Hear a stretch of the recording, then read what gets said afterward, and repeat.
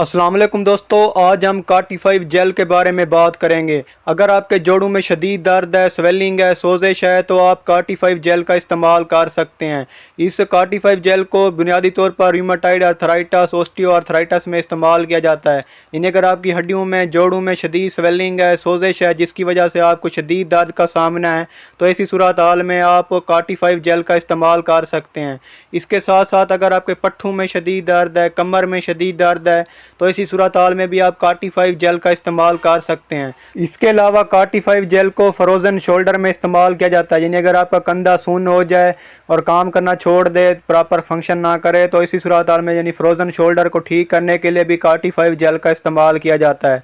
इसके साथ साथ कार्टिफाइव जेल को मसल स्टिफनेस में इस्तेमाल किया जाता है, यानी अगर आपके पट्टे आपके मसल में अकड़ा हुआ आ गया, वो अकड़ गए हैं तो इसी सूरत हाल में भी आप कार्टिफाइव जेल का इस्तेमाल कर सकते हैं।